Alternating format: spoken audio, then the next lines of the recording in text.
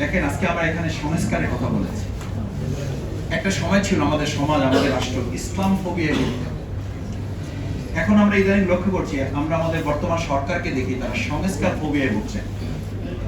তাদের মুখে দেখবেন এখন সংস্কার শব্দটা তারা উচ্চারণ করেন না, অথচ যে 31 দফা তারা ঘোষণা করেছিলেন সেটা প্রথমেই ছিল তারা একটা সংস্কারের জন্য এই সুন্দর রাষ্ট্রটাকে তারা সামনে এগিয়ে নিয়ে যাবে।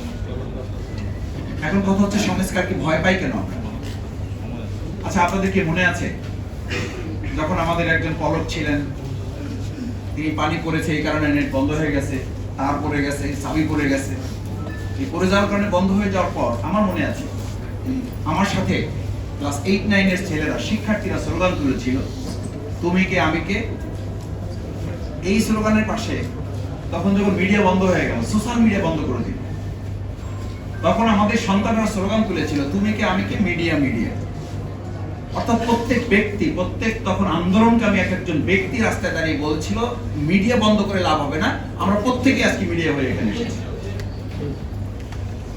এবং দেখেন, কোনো না কোনো ভাবে এটা কিন্তু মানুষের কাছে পৌঁছেছে। এই জন্য সংবাদপত্রের বা গণমাধ্যমের স্বাধীনতা সম্পর্কে বলা হয়, গণমাধ্যম বা সংবাদপত্র স্বাধীন, কিন্তু সাংবাদিকরা কি স্বাধীন? মাইক বন্ধ করা যায়, কিন্তু মাইক বন্ধ করে কি পোস্ট বন্ধ করা যায়? যায় না। পাঞ্জাবের জগতে একটি বিশ্বস্ত নাম, শাবাব এথনিক ওয়্যার। এখন বর্তমান সময় আমরা লক্ষ্য করছি 3 মাস বা 4 মাসের ব্যবধানে বর্তমান কেউ এই সরকারের মধ্যে এসে এরকম একটা চিন্তা তারা মনে করছেন যে মাইক বন্ধ করলে বোধহয় প্রশ্ন বন্ধ করে দেওয়া যাবে না।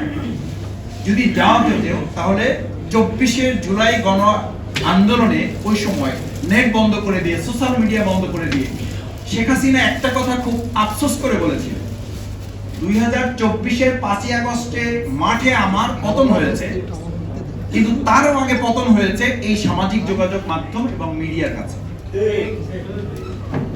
এবং সেই শক্তিশালী মিডিয়াকে আজকে আবার নতুন করে রিফরমেশনের জায়গায় যদি আমরা সংশোধনের কথা বলি, আপনারা জানেন বিরোধী দলকে বলা হচ্ছে সংস্কার না, আপনারা সংশোধন কমিটি করা হয়েছে।